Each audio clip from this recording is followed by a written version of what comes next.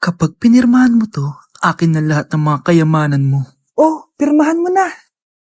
Tita, wala naman ako field trip ah.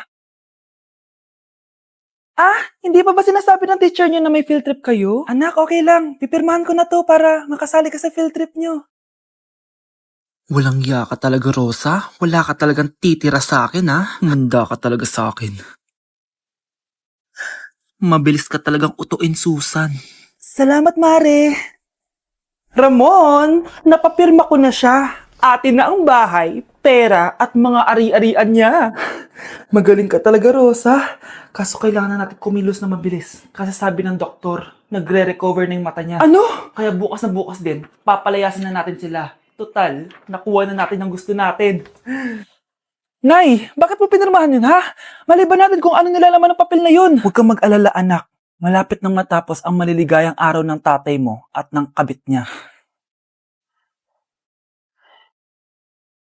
Tita, bakit may dala kang maleta? Aba, syempre. Lilipat na ako dito sa bago kong bahay. Ano? Tay, ano ibig sabihin nito, ha? Nakalagay dito sa papel na pinirmahan ng nanay mo na amin na tong bahay, mga sasakyan niya at ang mga pera niya. Napakahayop nyo! Bakit ang ingay? Ano nangyayari? Nay, kinuha na nila lahat sa atin! Ayan, magsama kayo mag-ina. Ngayong nasa amin na ang lahat, pwede na kayong lumayas. Ramon, magse-celebrate tayo, ha? Ang galing nyo din, no? Ha? Nakakakita ka? Bago kayo mag-celebrate, i-check nyo muna kung pirma ko ba talaga yung nakalagay dyan. Hindi pwede to! Tay! Attorney! Kita mo naman kung ano ginawa na tong dalawang to, di ba? At nandito na rin ang ebidensya na magpapatunay na naghaharutan sila sa loob ng bahay ko. Anong gagawin nyo sa amin, ha? Mahal, huwag mo naman gawin sa amin to, please, oh. Magbabago ako, please. Oh, sorry kung natatapakan kayo pagka-love team nyo, ha? Arestuhin nyo na yung mga yan. Mag-celebrate kayo sa kulungan. Kayong dalawa, sumama na kayo sa akin sa presinto.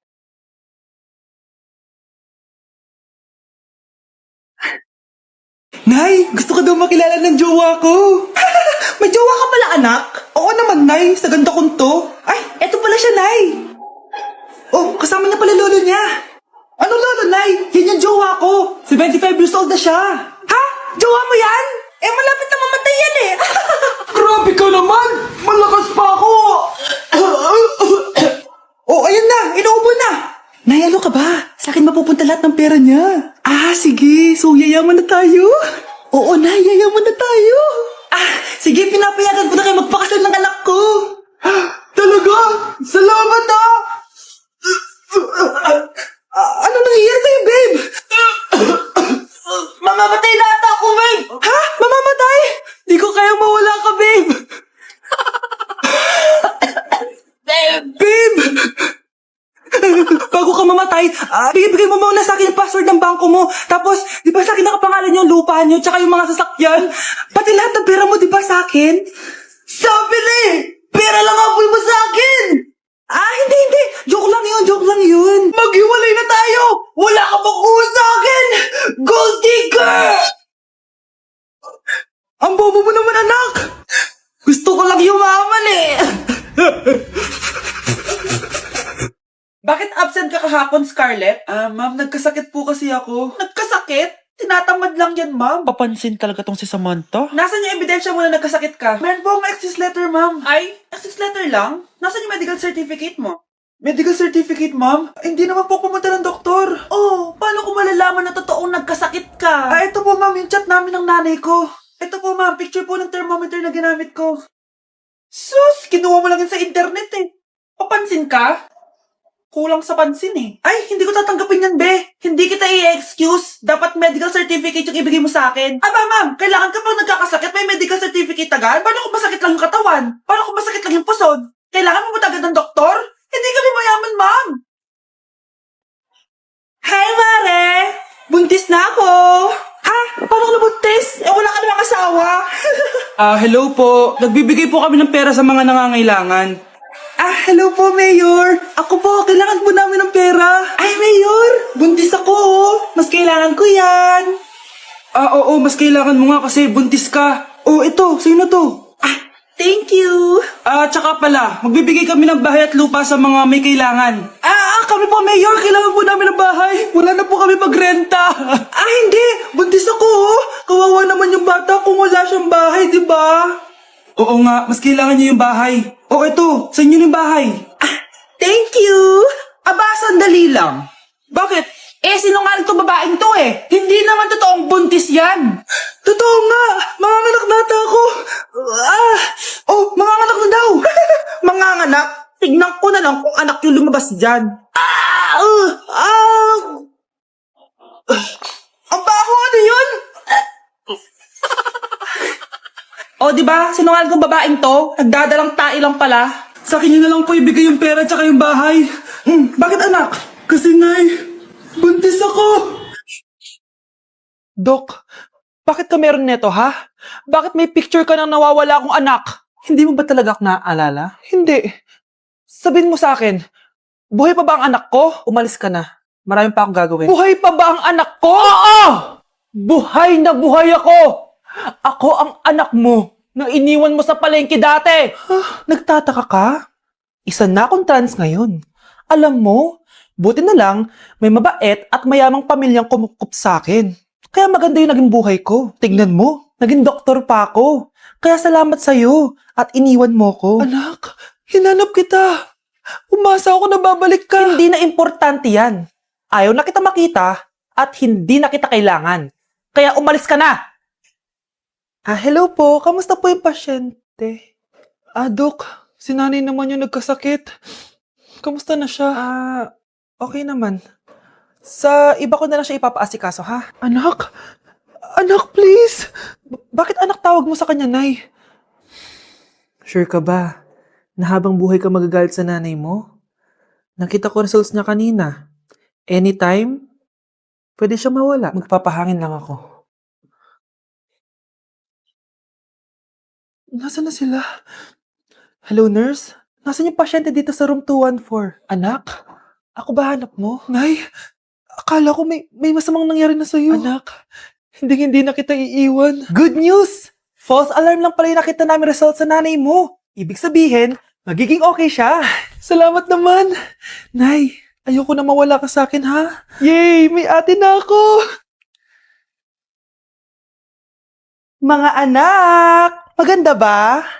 Mawawala ako ng 3 araw, Nay, kailangan ba talaga tumuloy doon? Importante yun, anak. Minsan lang ikasal yung kumare ko, no? Tsaka sa Cebu siya gagawin, di ba? Shala. Basta, Nay, mag-ingat ka, ha? Oo naman, anak. Huwag ka mag-alala.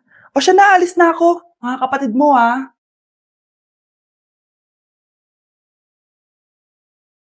Saan yung wallet ko? Ay, kuya! Balik tayo sa bahay. Nakalimutan ko yung wallet ko. Ano ba yan? Maliliit na ako. Ano ba yan? Ano ba yan? Oras na. Mabuhay, ma'am. Welcome to Air Philippines. How can I help you? Miss. Dito po ba yung flight VD415? Yes po, ma'am. Check ko lang po. As per dito, ma'am, nakaalis na po yung aeroplano.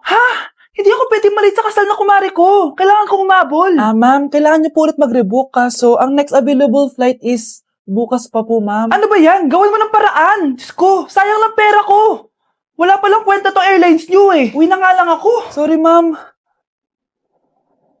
Nay, nandito ka na agad? Akala ko ba 3 araw ka mawawala? Di ayun, naiwan ako ng aeroplano. Alam mo, parang pinipigilan talaga ako ng universe makaalis eh. Nay, buksan mo yung TV. Bakit? Breaking news! Nandito tayo ngayon sa site kung saan nag-crash ang flight VD415. Ayon sa mga otoridad, walang nakaligtas sa mga pasahero nito. Kaya pala, kung nakasakay ako dun sa aeroplano na yun, patay na ako ngayon. Mga anak, nandito na ako. Babe, miss na kita. Ano ba yan? Hindi kayo marunong maglaro ng rollback? Aba, wala silang pake parang wala umuwi. Tapos wala pang nalilinis dito sa bahay. Babe, date mo naman ako. Mag-aamongis na nga lang ako. Tignan ko na lang kung di niyo ako papansinin. Ang bango. Nandiyan na si nanay! Yung favorite chicken ko! Ano? Nagutom kayo, no? Grabe, ang laki ng part na nakuha ko! Solid! Paano hindi magugutom, Nay? Ang sarap neto. Ito pa rin yung best tasting chicken para sa akin. Walang katulad to, Nay. Ay, namiss ko to yung sama-sama tayong kumakain. Gaya nung bata pa kayo. Simulat sa pool, Chicken Joy na talaga ang go-to natin. Malalaki ang servings at para sa akin, ito pa rin ang pinakamasarap sa buong Pilipinas. Nabusog ako, Nay. The best ka talaga. Babe, sa Jollibee tayo mag-date bukas, ha? O kayo, comment kayo kung bakit Chicken Joy pa rin ang go-to fried chicken nyo.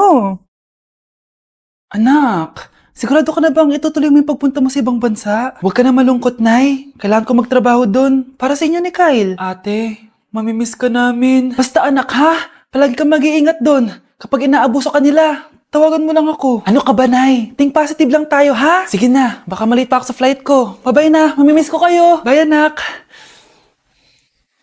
Nay, tumatawag si ate. Talaga? Hello, anak. Kamusta ka na? Nay, nakuha ko na sweldo ko. Nagpadala pala ako sa inyo, ha? Kumain kayo sa labas. Salamat sa binigay mo, anak, ha? Okay ka lang ba? Kapag may problema ka, tumawag ka lang, ha? Opo, Nay. Mababait yung mga amo ko. Huwag ka mag-alala. Nay, may pinadala si ate, oh. Nakamaleta pa. Surprise, Nay! Mga damit at sapatos yan para sa inyo. Siyempre, may chocolate din. Naku, anak, nag-abala ka pa. Pero salamat, ha? Sana inipon mo na lang yung pinanggas mo dito. Okay lang, Nay. Tinaasan nga nila yung sweldo ko kasi magaling daw ako maglinis ng bahay. Sige, anak. Galingan mo palalo, ha? Wow, ang daming laman! The subscriber cannot be reached. Bakit di sumasagot si Scarlett? The subscriber cannot be reached. Baka busy. Anak, tumawag na ba ate mo? Ilang araw na siyang di tumatawag, ah. Nay, may tumatawag. Ay, salamat sa Diyos, tumawag na. Hello, anak. Nay, may pinadala ulit sa ate. Ang bigat. Ano? Anong nawawala? Ano kaya naman nito? Hello? Hello?